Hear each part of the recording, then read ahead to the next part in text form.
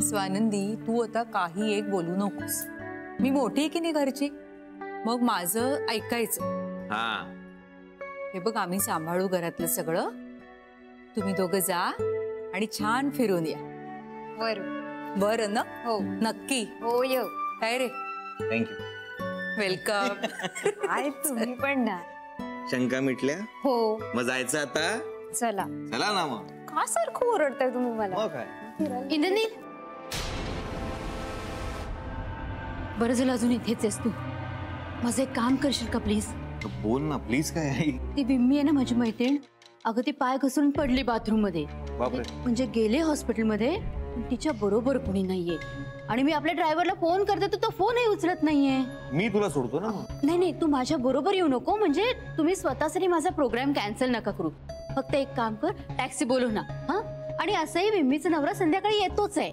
नाही आई, तुम्ही एकट्या नका जाऊ, हे येतील ना.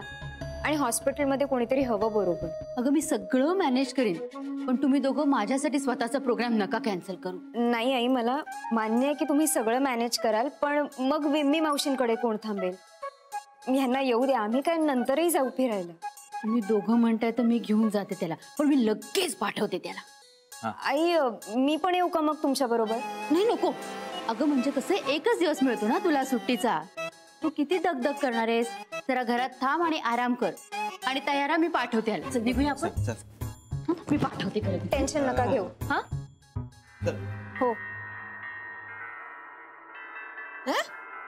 हे काय गेली नाहीस अजून? नाही, अजून वेळ निघायला. हे आईंबरोबर बाहेर गेलेत ना. कुठे? त्या बिम्मी मावशी माहितीये, त्या बाथरूम मध्ये घसरून पडल्या हॉस्पिटलमध्ये. तर मग हे आईंना घेऊन गेले. नाही, टेन्शन घेऊ नका, नॉर्मल आहे.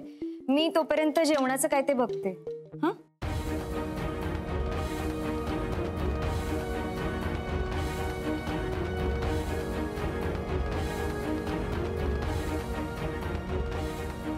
हे मुद्दाम केलंस ना ललिता तू? आपल्याच पोराच्या सुखाआड आलीस. बरोबर नाहीये ग हे.